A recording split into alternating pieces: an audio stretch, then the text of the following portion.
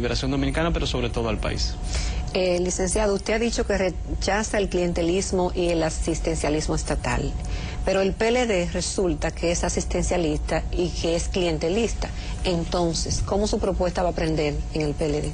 Mira, la clase política dominicana, y no excluyo el PLD porque también lamentablemente en gran medida hemos entrado en esa dinámica, ha decidido, digamos, no dormir, levantarse muy temprano, tener una gente en la casa y personalmente y de manera individual comenzar a resolver problemas. Es decir, yo gasto mucha energía para que pueda otorgarle una receta a una persona, pero yo no gasto energía para que el sistema de medicamentos verdaderamente funcione, para apoyar ese trabajo que está haciendo Promese, por ejemplo, en este momento, donde es orgullo de la República Dominicana, donde el trabajo que se está haciendo ahí, cuando tú vas a una farmacia, por ejemplo, en el Hospital Cabral Ibáez, tú te das cuenta el orden, la fila, la higiene, la profesionalidad de lo que ahí se está haciendo en las farmacias del pueblo. Entonces, a mí me gustaría ver a la clase política nacional, más que resolviendo un problemita particular, que de por sí tiene un elemento positivo porque tiene que ver con la salud, tratando de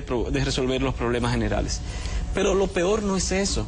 Lo peor es que muchas veces la clase política lo que está entrando es en otro tipo de clientelismo vulgar. Es decir, yo te doy 5.000 pesos para que tú me apoyes como cuadro de una comunidad. Tú te lo bebes de ron, te lo bebes de cerveza, te lo disfrutas o lo gastas en un número de la lotería y entras en una dinámica al final perversa. Entonces, los fondos públicos y el tiempo que yo invierto en crear una especie de lumpen, si se quiere, en la clase política, lo único que está llevando a la miseria. ¿Por qué? Porque la ciudadanía no exige que las cosas caminen bien, sino comienza a esperar de sus dirigentes otro tipo de cosas y al final la clase política... ¿Y cómo desmontar eso? Porque hay mucha gente necesitada. Diríamos que, bueno, la gente vende su voto.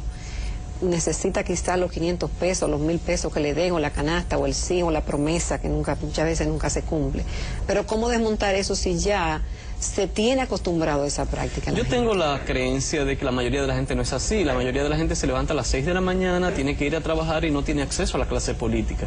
Simplemente 2 o 3 hacen mucha bulla en perjuicio de la mayoría del ciudadano dominicano. Yo siento que una madre tiene que levantarse muy temprano para cambiar a los muchachos para ir a la escuela o para ir al colegio.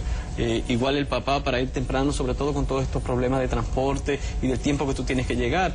Tú tomas 1 hora para regresar del trabajo a tu casa. Tú tienes que preparar la tarea de los muchachos, preparar la cena, preparar con toda esa dinámica cotidiana. La gente normal, el ciudadano normal no está dentro de esa vorágine del clientelismo político. El clientelismo político lo que está haciendo y provocando es que la clase política se concentre en ese esquema para obtener favores en perjuicio de que el sistema educativo funcione bien, de que el sistema de seguridad social funcione bien.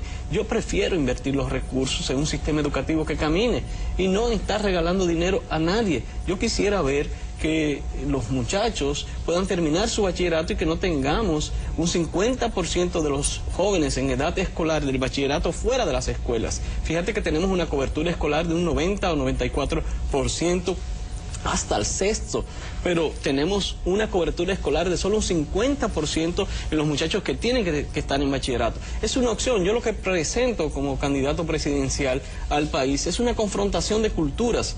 Yo quisiera la planificación, yo propongo la educación como prioridad, el fortalecimiento de la seguridad social, y yo quiero combatir todo lo que significa ese clientelismo que solamente trae pobreza y miseria, que trae ineficiencia. Cuando te doy una licencia de conducir por 2 centavos, simplemente traigo ineficiencia porque mañana se matan a 2 personas. O grandes temas, y perdón que tal vez me abunde un poco sobre ello, pero hiciste referencia al principio.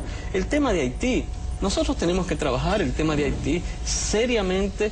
Lo que acaba de suceder ahora, donde un vehículo tiene un accidente, evidencia grandes debilidades.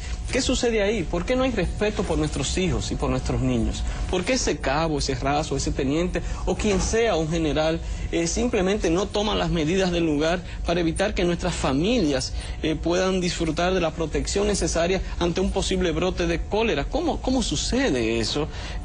Tiene que haber una sanción. Yo quisiera hoy ver una sanción de los que actuaron negligentemente o por soborno en ese caso. Entonces tenemos que sentarnos porque porque se va creando una cultura de clientelismo y de corrupción, de que el soborno no es nada, pero al final lo perjudica todo. Imagínate, esos venían no solo de Cabo Haitiano, donde no hay gran incidencia del cólera, venían también de Puerto Príncipe, que está muy cerca de la población que tuvo el problema del brote de cólera, es decir, y el turismo de la República Dominicana, y la gente que perdería sus empleos simplemente porque 1 o 2 personas den positivo en una enfermedad de ese tipo.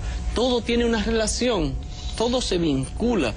Una pequeña corrupción genera crisis en un sector, una falta de educación genera desmoronamiento de una estructura productiva, y yo creo que eso no puede ser. Con su permiso, el licenciado Francisco Domínguez Brito, nos vamos a una pausa, seguimos con esta interesante conversación, no se la pierda, los invitamos a continuar con el Telematutino 11.